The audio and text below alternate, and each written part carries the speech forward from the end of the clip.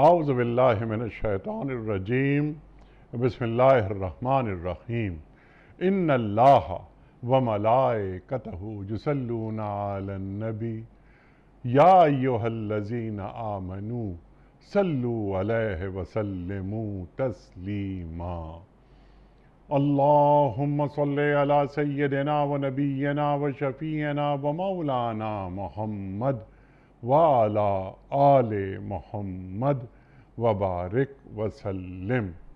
محترم خواتین و حضرات، السلام علیکم۔ پیام صبح کے ساتھ ایک بار پھر حاضر میں ہوں آپ کا میزبان انیق احمد۔ خواتین و حضرات، یہ پیر، منگل، بدھ اور جمعرات 4 دن ہم قرآن کریم کی مختلف آیات پر بات کرواتے ہیں اپنے ملک کے ممتاز علماء سے، اور جمعہ اور ہفتہ 2 دن سوال و جواب کے دن ہوتے ہیں، آپ کے سوالات ہوتے ہیں اور محترم مفتی صاحب کے جوابات قرآن و سنت کی روشنی میں۔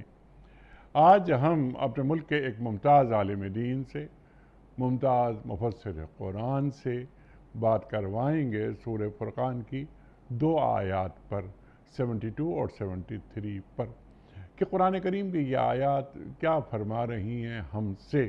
اور قرآن کریم ایک آئینہ ہے، اس آئینے میں ہم اپنا چہرہ دیکھیں تو ہمیں کیسا محسوس ہوتا ہے۔ اللہ تعالیٰ بندوں کے خواص بیان کرتا ہے اور کر رہا ہے ان آیات میں۔ اللہ فرماتا ہے کہ اور رحمان کے بندے جھوٹ کے گواہ نہیں بنتے۔ ہم اپنے معزز مہمان کی خدمت میں ایک سوال یہ بھی رکھیں گے کہ ایک تو جھوٹ بولنا، لعنت اللہ علی الکاذبین، اللہ قرآن میں فرما رہا ہے، اور اوپر سے جھوٹ کے گواہ بننا، یہ کتنا بڑا گناہ ہے۔ کیا یہ گناہ کبیرہ ہے؟ اس پر بھی بات ہوگی۔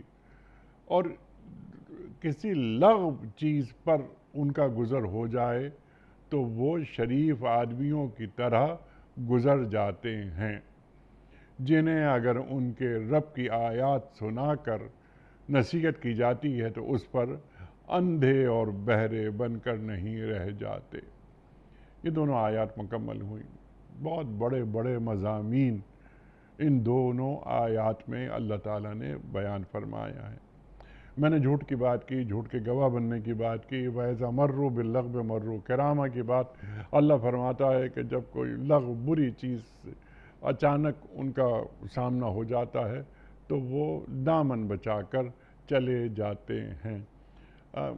زندگی تبدیل ہوتی جا رہی ہے، وقت تبدیل ہوتا جا رہا ہے، تو یہ جو گناہ ہیں، یا جو اللہ کی نافرمانیاں ہیں، ان کی شکلیں بدلتی جا رہی ہیں۔ تو آج ایک شریف آدمی ایک برا منظر دیکھ کر کس طرح اپنا دامن بچائے اور کس طرح وہاں سے نکل جائے، یہ بھی ہم سوال میں رکھیں گے۔ اللہ فرما رہا ہے کہ جب رب کی آیات ان کے سامنے نصیحت کی جاتی ہیں تو اس پر غور کرتے ہیں، اندھے بہرے بن کر گر نہیں پڑتے۔ آج جب ہمارے سامنے قرآن کریم کی آیات پڑھی جاتی ہیں، ہم سنتے ہیں ان آیات کو، تو کیا ہم ان آیات پر غور کر رہے ہیں یا محض ہم نے ثواب سمجھ کر انہیں سننا اپنے لیے کافی سمجھ لیا ہے؟ خواتین و حضرات، بہت سارے سوالات اس ذیل میں اٹھائیں گے اور سیکھیں گے محترم ڈاکٹر حبیب الرحمان عاصم صاحب سے۔ تشریف فرما ہے اسلام آباد سے ہمارے ساتھ۔ ڈاکٹر صاحب، بڑا شکر گزار، بڑا ممنون آپ تشریف لائے۔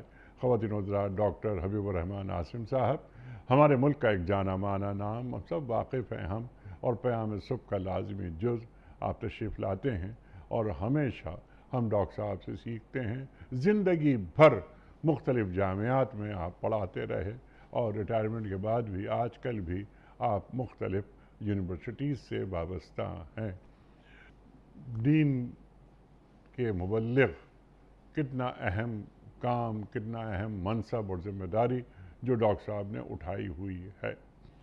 ڈاکٹر حبیب الرحمان عاصم صاحب کو خوش آمدید کہتے ہوئے پروگرام کا آغاز اللہ تعالیٰ کے بابرکت نام سے، سورہ فرقان آیات 72 اور 73۔ اعوذ باللہ من الشیطان الرجیم، بسم اللہ الرحمن الرحیم۔ والذین لا یشہدون الزور وَإِذَا مَرُّوا بِاللَّغْوِ مَرُّوا كِرَامًا وَالَّذِينَ إِذَا ذُكِّرُوا بِآيَاتِ رَبِّهِمْ لَمْ يَخِرُّوا عَلَيْهَا صُمًّا وَعُمْيَانًا۔ صدق اللہ العظیم۔ اور رحمان کے بندے جھوٹ کے گواہ نہیں بنتے، اور کسی لغو چیز پر ان کا گزر ہو جائے تو شریف آدمیوں کی طرح گزر جاتے ہیں، جنہیں اگر ان کے رب کی آیات سنا کر نصیحت کی جاتی ہے تو وہ اس پر اندھے اور بہرے بن کر نہیں رہ جاتے۔ خواتین و حضرات، محترم حبیب الرحمان آصف صاحب کی خدمت میں اس سے پہلے کہ ہم رکھیں آج کے پروگرام کے حوالے سے پہلا سوال، کوئز۔ کل کے پوچھے گئے سوال کا درست جواب اور آج کا سوال آپ کی خدمت میں۔ کل کا سوال ہمارا یہ تھا کہ قرآن کریم میں مدنی صورتوں کی تعداد کتنی ہے؟ درست جواب 28۔ آج کا سوال نوٹ فرما لیجئے۔ کس پیغمبر کے لیے انسانوں، جنات اور پرندوں کے لشکر کو جمع کیا گیا تھا؟ حضرت داؤد علیہ السلام کے لیے، یا حضرت زکریا علیہ السلام کے لیے، یا حضرت سلیمان علیہ السلام کے لیے؟ جو درست جواب آپ سمجھتے ہوں روانہ فرمائیے۔ ہمارے فون نمبرز ہیں 0092243452709۔ ہمارا دوسرا فون نمبر ہے 0092234300980۔ ہمارا ای میل ایڈریس ps@duniatv.tv۔ ہمارا واٹس ایپ نمبر 009232182509194۔ ڈاکٹر صاحب ارشاد فرمائیے کہ سورہ فرقان، سبحان اللہ سبحان اللہ، یہ قرآن کریم کا 25واں سورہ، آیت نمبر 72 سے شروع کر رہے ہیں آج کا پروگرام۔ یہ فرمائیے کہ یہ جو 72ویں آیت ہے یہ کیا فرما رہی ہے؟ رحمان کے بندے، یہاں اللہ تعالیٰ نے اللہ کے بندے نہیں فرمایا، رحمان کے بندے، تو یہ ظاہر قرآن کریم کا کوئی لفظ، کوئی حرف بے حکمت نہیں ہوتا، یہاں رحمان کا لفظ کیوں استعمال ہوا ہے؟ ارشاد۔ بسم اللہ الرحمن الرحیم۔ شکریہ انیق احمد بھائی، آپ نے قرآن مجید کی اہم ترین صورت، اگرچہ تمام ہی صورتیں اہم ہیں، جی ہاں، لیکن جن آیات کا تعلق ہماری زندگی سے ہو، جن کی بنا پر ہم اپنی زندگی کو بہتر گزار سکتے ہوں، وہ زیادہ اہم ہو جاتی ہیں انسانوں کے لیے۔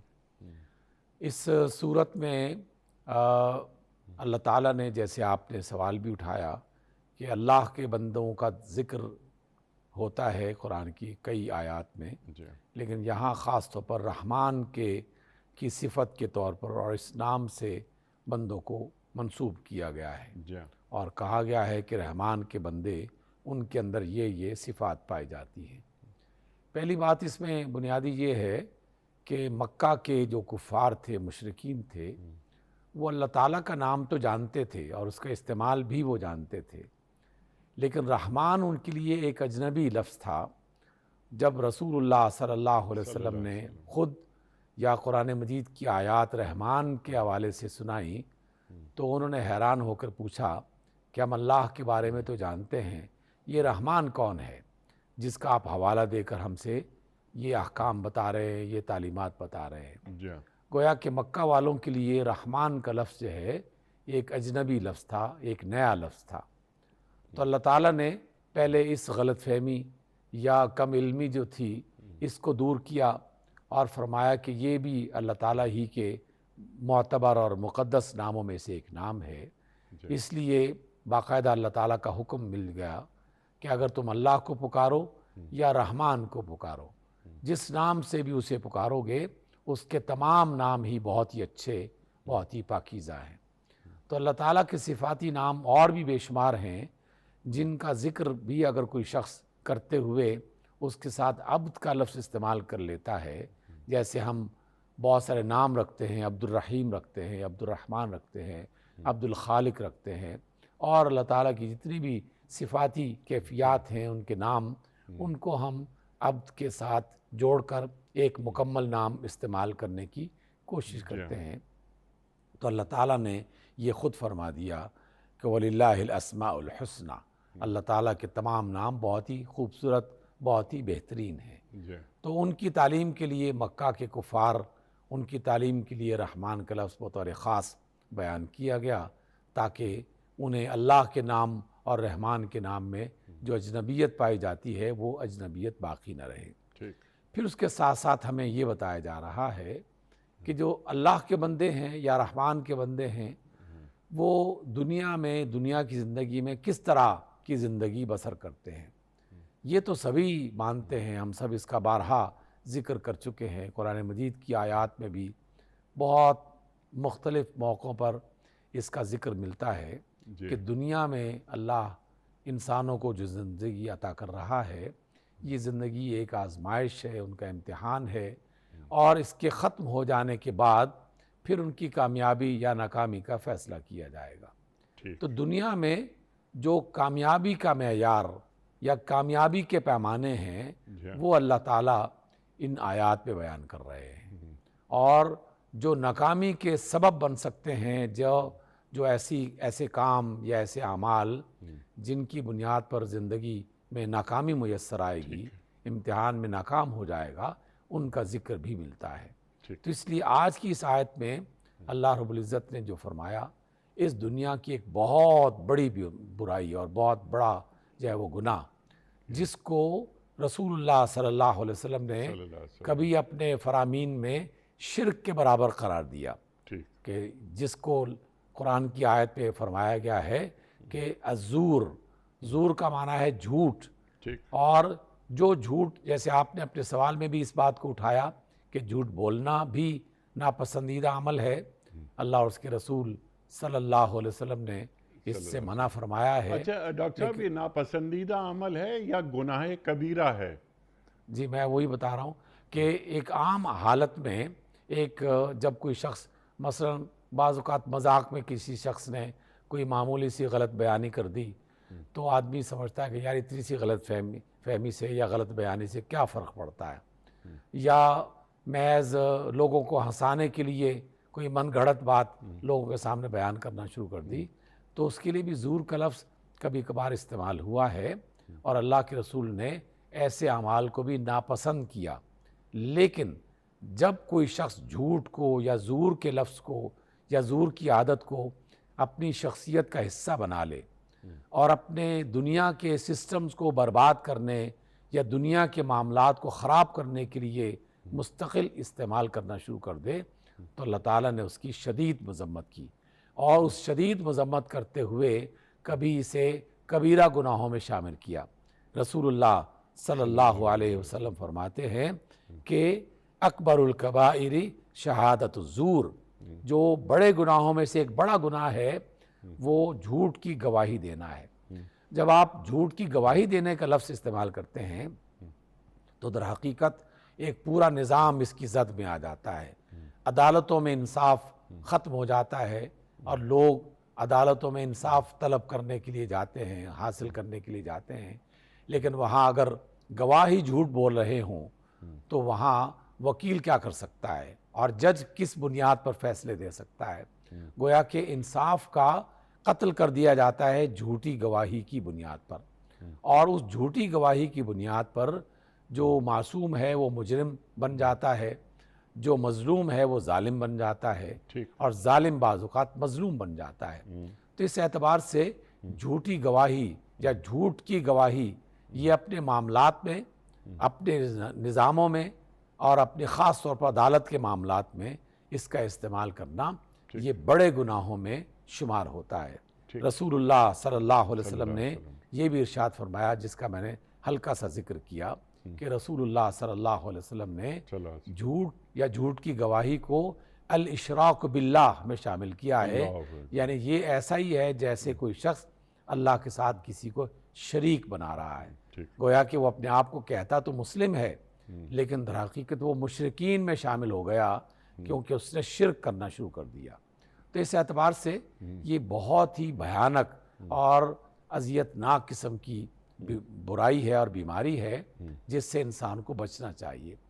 اگر انسان اس کو ختم نہ کرے یا اس سے بچنے کی کوشش نہ کرے تو بے شمار قسم کے امراض خود بخود اس کے اندر شامل ہو جاتے ہیں، اور وہ ایک انسان ایک بیماری کا شکار نہیں ہوتا بلکہ بہت ساری بیماریوں کا اکٹھا شکار ہونے لگتا ہے۔ سبحان اللہ۔ جیسے آپ دیکھیے کہ لین دین کی دنیا میں، تجارت کی دنیا میں آپس میں لین دین کے معاملات جس طرح چلائے جاتے ہیں، اس میں اگر جھوٹ شامل ہو جائے تو سب سے پہلی خرابی، چاہے فرد ہو یا ادارہ ہو، وہ بد اعتمادی کا شکار ہو جاتا ہے، لوگ اس پر اعتماد کرنا چھوڑ دیتے ہیں۔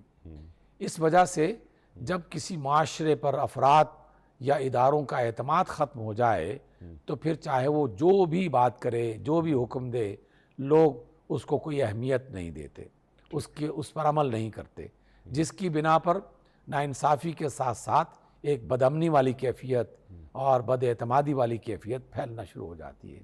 اللہ تعالیٰ نے جو عذاب دینا ہے وہ تو دینا ہی ہے، لیکن دنیا میں رسوائی اس فرد کا یا اس قوم کا حصہ بننا شروع ہو جاتا ہے اس جھوٹی گواہی کی بنیاد پر، جو کہ شرک بھی ہے اور کبیرہ گناہ بھی ہے۔ سبحان اللہ، سبحان اللہ۔ ایک جھوٹ بولنا بجائے خود کتنا بڑا گناہ ہے، اس کے بعد جھوٹی گواہی، قول الزور کی آپ نے بات فرمائی۔ ڈاکٹر صاحب یہ فرمائیے کہ سرکار دو عالم صلی اللہ علیہ وآلہ وسلم کی خدمت میں ایک صاحب حاضر ہوئے اور انہوں نے ایک سوال یہ رکھا کہ کیا ایک مسلمان، یعنی کچھ خامیاں یا کچھ گناہ آپ بیان فرمائے، کیا ایک مسلمان اس جرم کا مرتکب ہو سکتا ہے؟ آپ نے فرمایا کہ اسے نہیں ہونا چاہیے لیکن بامر مجبوری وہ ہو سکتا ہے۔ تو ڈاکٹر صاحب میں چاہ رہا تھا کہ اسے آپ سنائیں، اور اللہ کے رسول صلی اللہ علیہ وآلہ وسلم کا چہرہ مبارک سرخ ہو گیا کہ جھوٹی گواہی، ایک مسلمان اور جھوٹی گواہی۔ تو صحابہ کا رویہ جو وہاں موجود تھے، وہ کیا واقعہ ہے ڈاکٹر صاحب؟ ارشاد فرمائیے۔ انیق بھائی دیکھیے، رسول اللہ صلی اللہ علیہ وسلم نے ہر موقع پر اپنے لوگوں یعنی امت مسلمہ یا اللہ کے بندے ان کو درست راستہ دکھایا ہے اور سکھایا ہے۔ جو عادتیں بری تھیں ان کو ختم کرنے کے لیے آپ مسلسل تعلیم دیا کرتے تھے۔ اس لیے آپ صلی اللہ علیہ وسلم نے ایک بہت اچھی عادت اپنے اصحاب میں پیدا کی، کاش کہ ہمارے اندر بھی پیدا ہو جائے، کہ جب بھی انہیں کسی چیز کے بارے میں کوئی غلط فہمی ہوتی تو وہ بغیر کسی پریشانی کے یا ہچکچاہٹ کے رسول اللہ صلی اللہ علیہ وسلم سے سوال کر لیا کرتے تھے، آپ سے پوچھ لیا کرتے تھے۔ گویا کہ امت کے افراد کو، جوان ہوں یا بوڑھے یا تعلیم حاصل کرنے والے طلبہ ہوں یا اساتذہ، انہیں یہ انکریج دی گئی، ان کو یہ انکریج اس بنیاد پر کیا گیا کہ جہاں کہیں مشکل ہو، کوئی بات سمجھ میں نہ آ رہی ہو یا کسی میں غلط فہمی ہو تو سوال کر لیا کرو، اور سوال کرنے سے ایک تو جہالت ختم ہو جاتی ہے اور دوسرا انسان اس برائی سے یا بیماری سے محفوظ ہو جاتا ہے۔ تو رسول اللہ صلی اللہ علیہ وسلم کے پاس جو ہے وہ کچھ لوگ آئے اور آپ سے سوال کیا، اور یہ سوالات ایسے تھے جو کہ ایک عام معاشرے کا فرد اسے ناپسند کرتا تھا، ان عادات کو جن عادات کا ذکر کیا جا رہا ہے۔ آپ سے پوچھا گیا صلی اللہ علیہ وسلم سے، کیا ایک مومن بزدل ہو سکتا ہے؟ اللہ اکبر۔ تو آپ علیہ السلام نے فرمایا کہ ہاں بزدل ہو سکتا ہے، ہونا تو نہیں چاہیے لیکن ہو سکتا ہے حالات کی مجبوری کے تحت۔ آپ سے پوچھا گیا کہ کیا ایک شخص ہے وہ کنجوس ہو سکتا ہے مومن؟ تو آپ علیہ السلام نے ہاں ہو سکتا ہے، بخیل بھی ہو سکتا ہے، لیکن جب آپ سے پوچھا گیا کہ کیا ایک مومن وہ جھوٹا ہو سکتا ہے، کذاب ہو سکتا ہے، قول الزور کا کرنے والا ہو سکتا ہے، تو آپ علیہ السلام نے فرمایا کہ نہیں، ایک مومن جھوٹا نہیں ہو سکتا۔ اچھا، یہ ایک مجلس کی بات ہے۔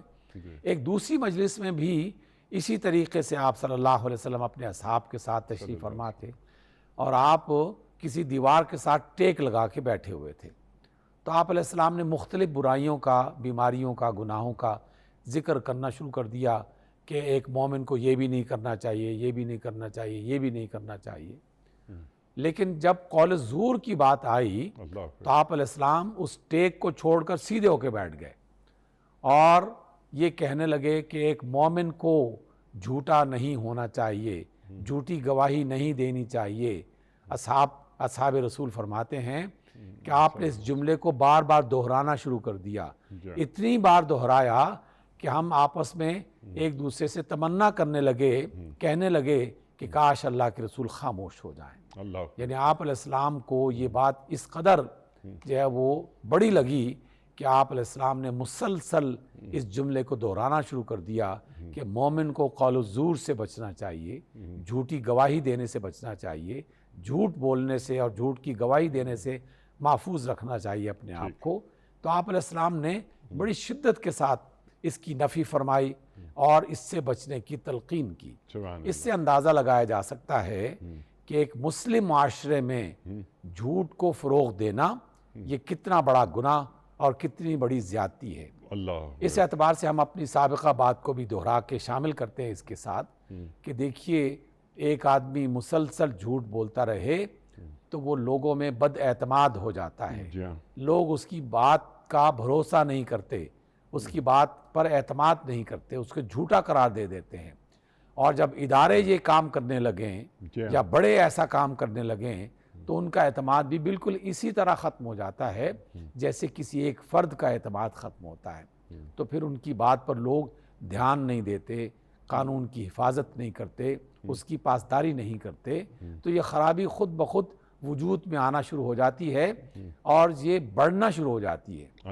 اس اعتبار سے انیق بھائی آپ کی اجازت ہے میں چند افراد، یعنی چند وہ لوگ جو خاص قسم کے کام کرتے ہیں انہیں متنبہ خاص طور پر کرنا چاہتا ہوں، کیونکہ ان کی طرف سے بولا جانے والا جھوٹ یا غلط بیانی جو ہے وہ دور رس اثرات رکھتی ہے۔ مثلا علماء اور معلمین اگر وہ جھوٹ بولنا شروع کر دیں، خاص طور پر اللہ کے رسول صلی اللہ علیہ وسلم کا یہ فرمان کہ جس نے میرے بارے میں جان بوجھ کر جھوٹ گڑھا یا اس کو بیان کیا تو وہ اپنا ٹھکانہ جہنم میں بنا لے، تو علماء کی ذمہ داری بہت بڑی بن جاتی ہے، معلمین کی ذمہ داری بہت بڑی بن جاتی ہے کہ جب بھی وہ لوگوں کو کوئی بات بتانا چاہیں تو پورے اچھے طریقے سے اس کی تحقیق کر لیں، اس کی سچائی اور اس کے جھوٹ کے بارے میں جان لیں، اس کی تمام جو ہے وہ خامیاں اور خوبیاں اس کے بارے میں تحقیق کرنے کے بعد پھر وہ لوگوں کو بتائے کہ ہاں یہ بات حق ہے اور یہ بات حق نہیں ہے، یہ بات باطل ہے اور یہ بات باطل نہیں ہے۔ انیق بھائی اسی ضمن میں ایک بات اور رسول اللہ صلی اللہ علیہ وسلم کی اور قرآن مجید کی وہ بھی ساتھ ہی شامل ہو جاتی ہے کہ جس طرح کسی حلال کام کو، کسی حلال بات کو حرام کرنا یہ جرم ہے، اسی طرح کسی حرام کام کو اور کسی حرام بات کو حلال قرار دینا یہ بھی اتنا ہی بڑا جرم ہے۔ ہمارے ہاں اس کا بھی خیال کرنا چاہیے۔ دوسرا وہ لوگ کہ جو میڈیا سے تعلق رکھتے ہیں، اس میں جو خبر لوگوں میں پہنچائی جاتی ہے اس خبر کی بنیاد پر بے شمار مقامات اور بے شمار علاقوں میں اور قوموں اور جماعتوں میں باقاعدہ فتنے پھیل سکتے ہیں، لڑائیاں ہو سکتی ہیں، فساد برپا ہو سکتا ہے۔ تو اس لیے کوئی ایسی خبر لوگوں کو نہ بتائی جائے کہ جس کی سچائی کے بارے میں انہیں یقین نہ ہو۔ اور آج کل کے دور میں آپ نے ایک اشارہ کیا تھا، بڑا خوبصورت اشارہ تھا کہ آج کے دور کے تقاضے ذرا بدل رہے ہیں۔ سوشل میڈیا جب سے وجود میں آیا ہے لوگوں نے جھوٹ دھڑلے سے بولنا شروع کر دیا ہے، اور کوئی ایک لمحہ بھی ایسا نہیں کہ آپ اسے کھولیں اور آپ کو کوئی بہت بڑا جھوٹ، بالکل سفید جھوٹ جسے کہتے ہیں، واضح جھوٹ، وہ آپ کو نظر نہ آ جائے. تو یہ اتنی بڑی غلطی اور اتنی بڑی خامی ہے جو ہمارے معاشروں میں مسلسل پھیلتی چلی جا رہی ہے، اور کچھ لوگوں نے اس کو اپنا وتیرہ بنا رکھا ہے. اتنا جھوٹ بولو، اتنا جھوٹ بولو کہ وہ سچ نظر آنے لگے. کچھ معصوم لوگ ان باتوں کو قبول کر لیتے ہیں. اچھا ڈاکٹر صاحب یہ فرمائیے کہ ہمارے پاس جو عدالتی نظام ہے، اللہ اکبر، تو ہم نے یہ دیکھا ہے، سنا ہے، لوگ بتاتے ہیں کہ کرائے کے گواہ مل جاتے ہیں. تو عدالت میں کھڑے ہو کر جھوٹی گواہی دینا، اللہ اکبر، اس تعلق سے دین کیا فرماتا ہے؟ دیکھیے انیک بھائی، یہ اتنی بڑی بیماری اور اتنی بڑی خامی ہے، اس کا اندازہ لگانے کے لیے بس یہ تصور کر لیا جائے کہ میرا یا آپ کا کوئی عزیز بیمار ہے اور اسے خون کی ضرورت ہے، اور باہر کچھ لوگ ایسے بیٹھے ہیں جو خون دیتے تو ہیں لیکن وہ خود بے شمار بیماریوں کا شکار ہیں. کوئی کینسر کا مریض ہے، کوئی کسی اور نشے کا مریض ہے. ایسے بیمار لوگوں کا خون کون آدمی پسند کرے گا کہ وہاں سے حاصل کر کے اپنے مریض کو دے دے تاکہ وہ بھی اس بیماری کا شکار ہو جائے؟ جس طرح ایک مریض کسی دوسرے مریض کے خون سے بیماری میں اضافہ اس کا ہو جاتا ہے، ایسے ہی معاشرے بھی برباد ہو جاتے ہیں. عدالتیں کس لیے بنائی گئیں؟ دنیا کی تمام معاشروں میں عدالت کا مطلب ہے کہ وہاں انصاف ملے گا. وہاں کوئی شخص کسی ظلم کا شکار ہوا ہے تو وہ بڑے اعتماد کے ساتھ اور پورے اطمینان کے ساتھ جائے گا کہ میں عدالت میں جاؤں گا تو قاضی صاحب میرا فیصلہ سن کر مجھے میرا انصاف عطا کریں گے اور مجھے ظلم سے محفوظ کریں گے. لیکن اگر اس عدالت میں ایسے جھوٹے گواہ موجود ہوں جو کہ بیچے جا سکتے ہوں یا جو بک سکتے ہوں، تو وہ تو کسی بھی شخص کے لیے جھوٹی گواہی دینے کے لیے تیار ہو جائیں گے. یہ ایک ایسا مرض ہے کہ جس میں انسان ایک دفعہ مبتلا ہو جائے تو اسے بالکل نارکوٹکس کی طرح ایک نشے میں مبتلا ہو جاتا ہے کہ ذرا سی زبان ہی ہلانی ہے نا، بس ذرا سی زبان ہلاؤ اور اتنے پیسے کھڑے ہو جائیں گے اور انسان اچھی زندگی بسر کر لے گا. ایسا نہیں ہے. نہ ان کی زندگی اچھی رہے گی اور نہ دوسرے لوگوں کے لیے یہ اچھائی کا ذریعہ بنے گا. عدالتوں میں تو جھوٹی گواہی دینے والے فرد پر بہت ہی سخت قسم کی سزا کا اعلان کیا جانا چاہیے، اسے لاگو کرنا چاہیے کہ جس نے بھی جھوٹی گواہی دی اس کو یہ والی سزا دی جائے گی. اور اللہ تعالیٰ نے باقاعدہ اس بات کا ایک خاص معاملے کے حوالے سے ثبوت فراہم کیا ہے تاکہ مثال بن جائے.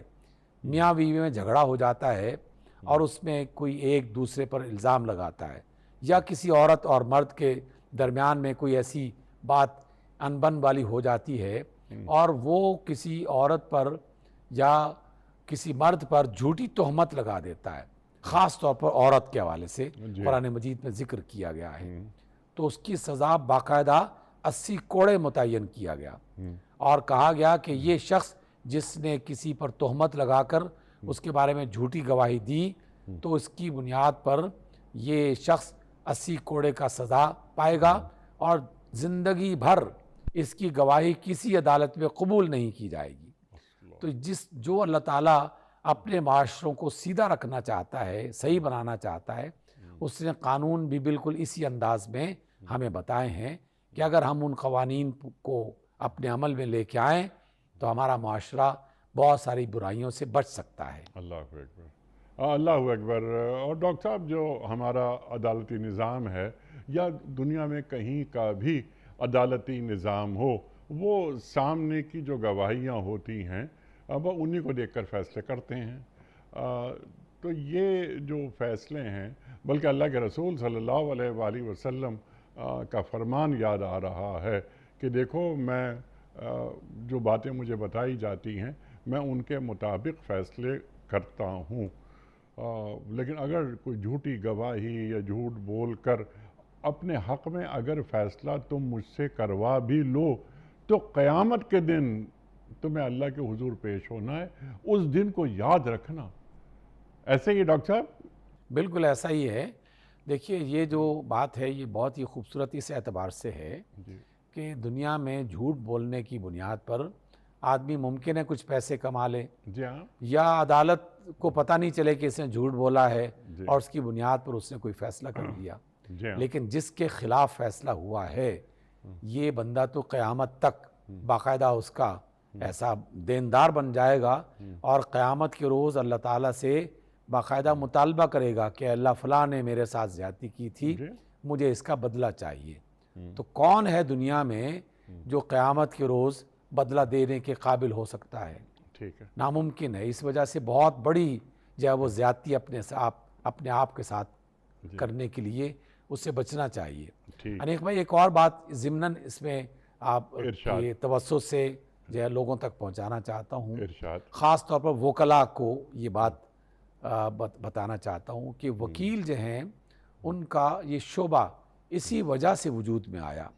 ایک زمانہ تھا قدیم جو ہم روایات پڑھتے ہیں اس میں جج بذات خود اس بات کی صلاحیت رکھتا تھا کہ اس کے سامنے کوئی مقدمہ پیش ہوا تو وہ مختلف قسم کے سوالات کے ذریعے جانچنے کی کوشش کرتا تھا ٹھیک۔ کہ یہ جو مدعی ہے یہ کتنا سچا ہے، یا جس کے خلاف دعویٰ کیا گیا ہے وہ کس حد تک واقع اس کا شکار ہے۔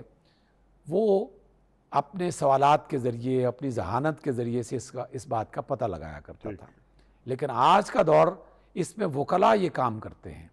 وکلاء جو ہیں وہ اس مقدمے کو بہتر انداز میں جج کے سامنے عدالت میں پیش کرنے کی صلاحیت ان کے پاس ہوتی ہے۔ اس نے قوانین پڑھے ہوتے ہیں، اس نے بہت سارا تجربہ کیا ہوتا ہے، تو انسانوں کے جھوٹ کو آشکار کرنے کے لیے وہ مختلف قسم کے سوالات کو ذریعہ بناتا ہے۔ تو اس میں وکلاء کو بھی چاہیے کہ وہ پوری دیانت کے ساتھ اور پوری ذہانت کے ساتھ ان گواہوں کے بارے میں جب بھی وہ عدالت میں کوئی چیز پیش کریں تو مختلف سوالات کی تیاری کر کے اور پورے مقدمے کی اچھے طریقے سے تیاری کر کے پھر وہ عدالت میں پیش ہوں، کیونکہ اس وکیل نے یا تو کسی پر ظلم کر دینا ہے اپنی جھوٹی باتوں کے ذریعے سے یا اپنی نااہلی کے ذریعے سے، اور یا پھر کسی کے حق میں فیصلہ کروا دینے میں کامیاب ہو جانا ہے، تو دونوں صورتوں میں عذاب اور جزا یہ اس کے حصے میں آئے گی۔ ٹھیک ہے، اس لیے لیکن احتیاط کرنی چاہیے۔ ڈاکٹر صاحب لیکن آپ کی اجازت سے آپ ایسے وکلاء کو کیا مشورہ دیں گے؟ جو مسلمان وکیل ہے، اہل ایمان ہے، اسے معلوم ہے کہ جو کیس میں لڑنے جا رہا ہوں یا جس کیس کو لڑنے کی میں نے بات کر لی ہے اور میں نے یہ ذمہ داری لے لی ہے، ایک بڑی فیس مجھے مل گئی ہے، مجھے یقین ہے کہ یہ کیس ہی غلط ہے جس کا میں وکیل بنا ہوں، تو مجھے یہ کیس نہیں لینا چاہیے اصولاً، کیونکہ جس کا کیس میں لے رہا ہوں یہ ہے ہی غلط، یہ ہے ہی چور یا یہ ہے ہی قاتل، اس کا کیس میں لے لیتا ہوں اگر میں وکیل ہوں، اور مجھے اٹریکشن کشش کیا ہے، ایک بڑی فیس میرا انتظار کر رہی ہے، اور وہ دلائل دیتا ہے جج کے سامنے کھڑے ہو کر۔ سوال میرا یہ ہے کہ کیا ایک مسلمان وکیل کو جانتے بوجھتے ایک جھوٹے مقدمے کو پلیڈ کرنا چاہیے؟ انیک بھائی آپ نے بہت چبھتا ہوا اور صحیح موقع پر سوال اٹھایا ہے۔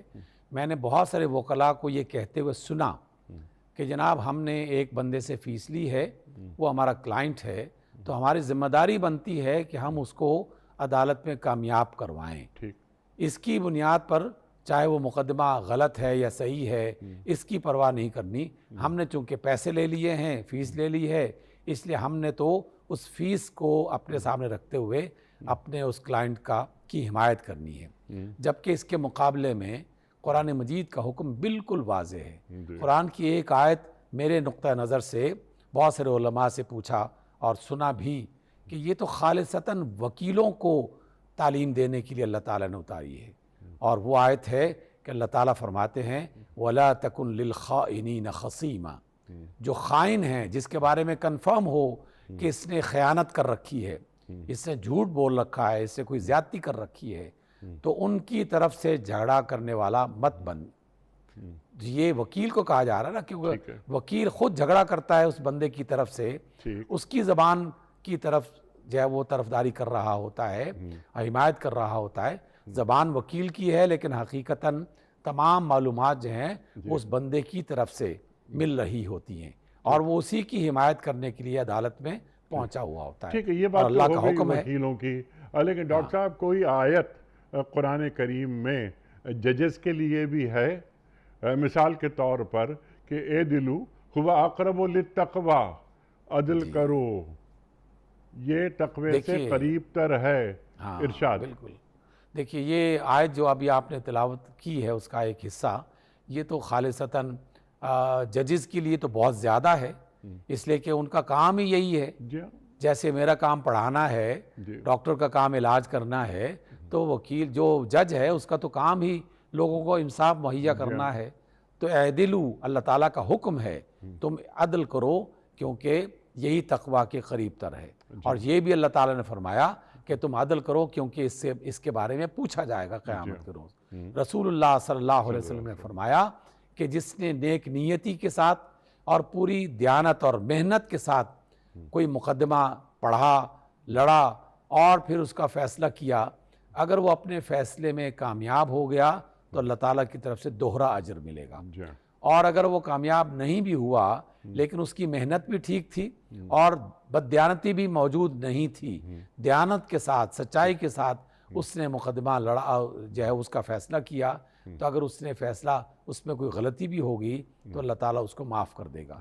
لیکن تیسرا آپ نے صلی اللہ علیہ وسلم نے فرمایا کہ وہ جس نے بددیانتی کے ساتھ اس کا فیصلہ کیا، حالانکہ وہ جانتا تھا کہ یہ مجرم ہے لیکن پھر بھی اس کے حق میں فیصلہ کیا، تو اپنی جہالت کی وجہ سے یا اپنی نادانی کی وجہ سے یا محنت نہ کرنے کی وجہ سے اس نے اس کے حق میں فیصلہ نہیں دیا یا کسی کے خلاف ناجائز فیصلہ دے دیا، تو اللہ تعالیٰ نے فرمایا کہ وہ جہنم کا شکار ہو جائے گا. تو وکلاء کو بھی اور عوام کو بھی اور ججز کو بھی بہت ہی محتاط رہنا چاہیے کہ دنیا میں تو بچ جائیں گے لیکن اللہ کے دربار میں کوئی اللہ تعالیٰ کی سزا اس سے بچ نہیں سکتا. اللہ اکبر، اللہ اکبر.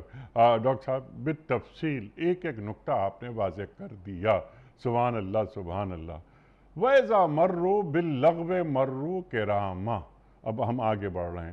یہ وہ لوگ ہیں، یعنی رحمان کے بندے وہ ہیں کہ جب کسی لغو بری بات کا ان کو سامنا ہوتا ہے تو اس شریفانہ باوقار انداز میں وہاں سے گزر جاتے ہیں. تو ڈاکٹر صاحب آج ہم دیکھتے ہیں کہ قدم قدم پر برائیاں، بڑی کشش ان میں پیدا ہو جاتی ہے، اور ویسے بھی بدی میں بہت کشش ہوتی ہے، تو بڑی پکڑ ہے. تو آج ہم دیکھتے ہیں کہ جو شریف لوگ ہیں، مثلاً جو شراب نہیں پیتے لیکن وہ شراب کی محفلوں میں بیٹھ جاتے ہیں اور وہ کہتے ہیں کہ نہیں ہم تو نہیں پیتے شراب لیکن ہم بیٹھ جاتے ہیں کیونکہ ایک کمپنی ہے، دوست بیٹھے ہوئے ہیں، شغل ان کا جاری ہے. تو کیا ایک مسلمان کو کسی گناہ کی محفل میں بیٹھنا چاہیے؟ انیک بھائی، ایک مسلمان آدمی کو کسی ایسی مجلس میں، کسی ایسے مقام پر نہیں جانا چاہیے جس میں اللہ تعالیٰ کی نافرمانی کا کوئی کام کیا جا رہا ہو. کہیں شراب پی جا رہی ہے، جوا کھیلا جا رہا ہے، لڑائی قتل و غارت گری ہو رہی ہے. تو جس طرح ہم کسی دنگے فساد سے بچنے کی کوشش کرتے ہیں، ہمارے زمانے میں جب ہمارا بچپن تھا، مجھے اچھی طرح یاد ہے کہ ہمارے والدین بھی اور اسکول میں باقاعدہ اساتذہ بھی ہمیں ان محلوں سے، ان بازاروں سے گزرنے نہیں دیا کرتے تھے جن کے بارے میں مشہور ہو کہ وہاں کچھ اوباش لوگ موجود ہیں یا وہاں کوئی خراب کریکٹرز کے لوگ رہتے ہیں. ان کے قریب سے گزرو گے تو تم بھی اس کا شکار ہو جاؤ گے. اس اعتبار سے اللہ کے رسول صلی اللہ علیہ وسلم کی طرف سے بھی اور خود اللہ تعالیٰ کی طرف سے بھی کتنا واضح حکم مل جاتا ہے کہ لغو، ہر وہ بات جس میں کوئی فائدہ نہ ہو، ان باتوں سے بچنا چاہیے. لیکن باقاعدہ جن باتوں میں نقصان ہو ان سے تو لازماً بچنا چاہیے.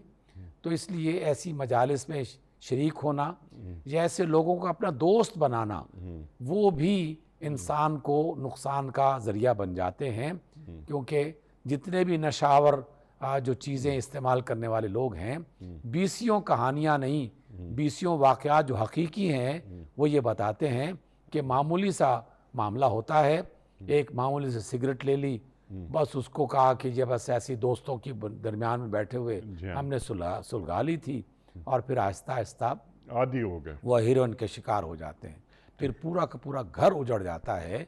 इसी तरीके से हमें सिखाया गया कि ऐसी मजालिस में शरीक ना हुआ करो, ऐसे लोगों को अपना दोस्त ना बनाया करो, ना लड़कियां लड़कियों को, ना लड़के लड़कों को, ना आपस में एक दूसरे के साथ ऐसे साथी तलाश किए जाएं कि जिनके अंदर इस तरह की वाहियात चीज़ें पाई जाती हों। इस एतबार से अपने आप को बचाना चाहिए। अच्छा डॉक्टर साहब, इससे पहले कि मैं आखिरी नुक्ते की तरफ आऊँ आज के प्रोग्राम के हवाले से, डॉक्टर साहब हर दौर में शैतान की चालें मुख्तलिफ हो जाती हैं।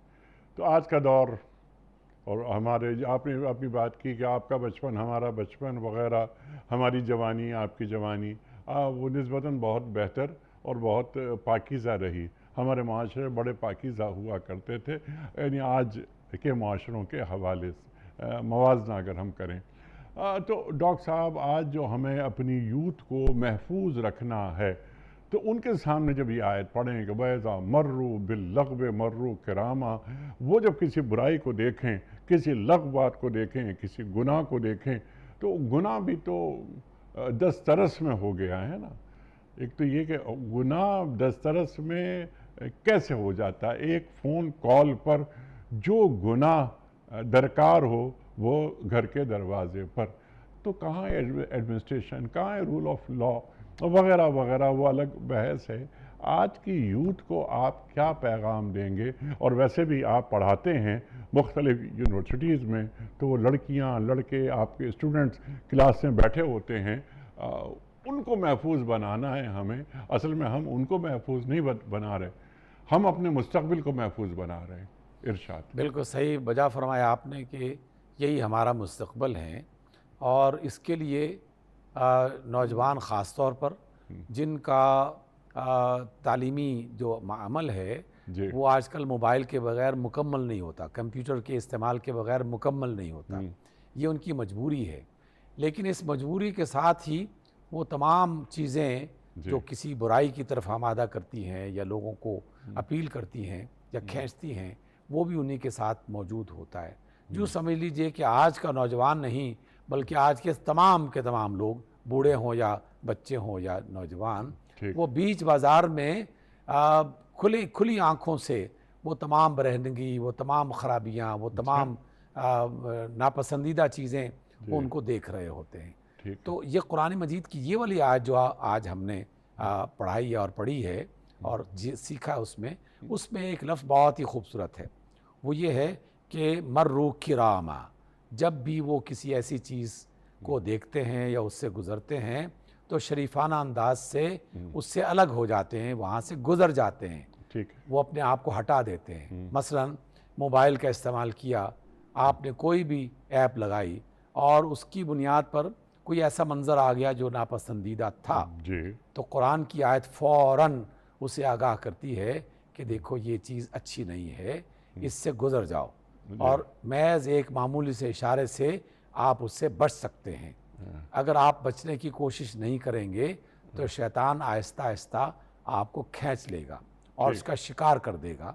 तो इसलिए तमाम लोग जो ख़ास तौर पर सोशल मीडिया की और मुख्तलिफ़ किस्म की जो ऐप्स आजकल आ चुके हैं, उनमें मालूमात भी हैं, उनका पढ़ना ज़रूरी भी है, वो तालीम का हिस्सा भी बना दिया गया है, लेकिन उसी दौरान एहतियात का दामन थामे रखें, उसे हाथ से छोड़ने ना दें, और वालिदैन को, असातिज़ा को इसकी बाकायदा तलकीन करनी चाहिए, और वालिदैन और असातिज़ा अपनी औलाद की तरबियत पे भरपूर तवज्जो रखें।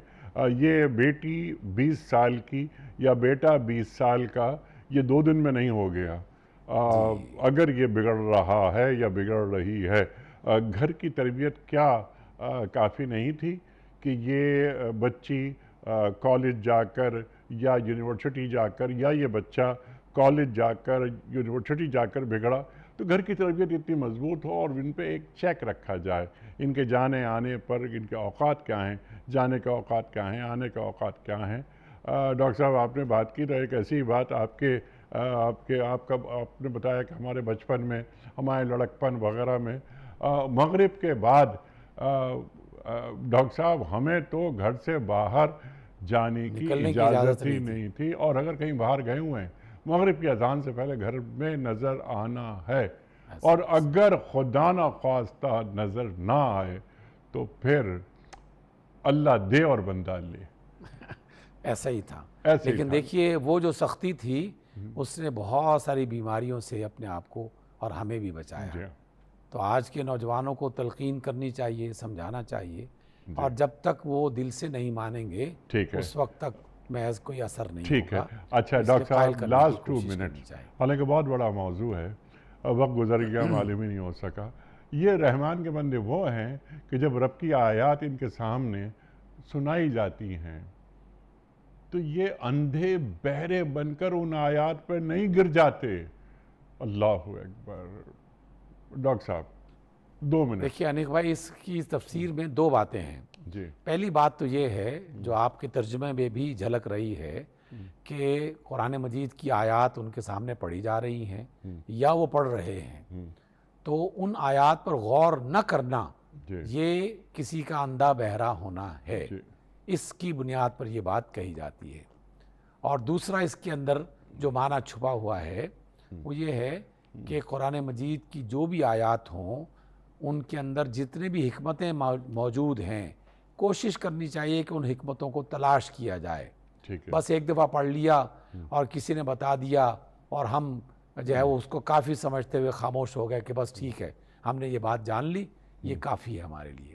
تو اللہ تعالیٰ ہمیں باقاعدہ ترغیب دے رہا ہے ٹھیک، کہ میری آیات بھی جب تم پڑھو تو ان پر غور کرو کہ ان آیات میں کیا حکمت پوشیدہ تھی، سبحان اللہ، کن کن سبحان باتوں کو اختیار کرنا ہے اور کن کو ہے۔ نہیں اختیار کرنا۔ یقیناً، اور یہ ڈاکٹر صاحب یقیناً تلاوت آیات کی اپنی ایک اہمیت ہے، اس کا اپنا ایک اجر ہے، اس کا ایک ثواب ہے، لیکن اگلی منزل وہ یتلو علیہم آیاتہ ویزکیہم ویعلمہم الکتاب والحکمہ۔ تو یہ آگے کے معاملات، علم اور حکمت، خزانہ قرآن کریم میں موجود ہے، تو وہ علم کی منازل طے کی جائیں۔ پھر یہ علم کے ڈانڈے حکمت سے کب ملتے ہیں؟ تو من حیث الامہ ہم دیکھتے ہیں کہ ہمارے پاس یعنی علم اور حکمت ذرا ہم ان سے دور رہتے ہیں، تو علوم اور فنون ان پر دسترس حاصل کی جائے۔ افلا یتدبرون القرآن ام علی قلوب اقفالها، کہ تم قرآن فرما رہا ہے کہ تم کیوں نہیں غور کرتے، قرآن پر تدبر کیوں نہیں کرتے؟ کیا تمہارے دلوں پر تالے لگے ہوئے ہیں؟ خواتین حضرات، وقت کیا مکمل ہوا ہمارے آج کے پروگرام کا۔ ڈاکٹر صاحب کے بڑے ممنون، بڑے شکر گزار، ڈاکٹر صاحب تشریف لائے، اور ہمیشہ کی طرح آج بھی ڈاکٹر صاحب سے ہم نے بہت سیکھا۔ کوئز، کل کا سوال ہمارا یہ تھا کہ قرآن کریم میں مدنی صورتوں کی تعداد کتنی ہے؟ درست جواب 28۔ آج کا سوال نوٹ فرما لیجئے۔ کس پیغمبر کے لیے انسانوں، جنات اور پرندوں کے لشکر کو جمع کیا گیا تھا؟ حضرت داؤد علیہ السلام کے لیے، یا حضرت زکریا علیہ السلام کے لیے، یا حضرت سلیمان علیہ السلام کے لیے؟ جو درست جواب آپ سمجھتے ہوں روانہ فرمائیے۔ ہمارے فون نمبرز ہیں 0092213452709۔ ہمارا دوسرا فون نمبر ہے 009221343000980۔ ہمارا ای میل ایڈریس ps@duniatv.tv۔ ہمارا واٹس ایپ نمبر 009232182500194۔ وقت قرآن اندازی کا یہ بال میں باہر نکال کے رکھ دیا تاکہ ویزیبل ہو جائے، اور کیونکہ کراچی میں مہمان کوئی نہیں اس لیے یہ ذمہ داری میرے سپرد انوشا ہیں لاہور سے۔ انوشا لاہور سے آپ کی خدمت میں دنیا ٹی وی کی جانب سے دینی کتب پر مشتمل گفٹ ہیمپر آپ کے گھر بذریعہ کوریئر روانہ کیا جا رہا ہے۔ آپ کو بہت بہت مبارک ہو۔ پیام صبح کا اختتام ہوتا ہے روزانہ ایک قول پر، اور وہ قول ہوتا ہے صاحب نہج البلاغ امیر المومنین حضرت علی مرتضیٰ کرم اللہ وجہہ کا۔ آپ فرماتے ہیں خوش نصیب ہے وہ شخص جس نے تواضع کو اختیار کیا اور اس کی کمائی بھی پاکیزہ ہے۔ سبحان اللہ سبحان اللہ سبحان اللہ۔ خوش نصیب ہے وہ شخص جس نے تواضع کو اختیار کیا اور اس کی کمائی بھی پاکیزہ ہے۔ اللہ اکبر۔ اپنے میزبان انیق احمد کو کل تک کے لیے اجازت دیجیے۔ خدا حافظ۔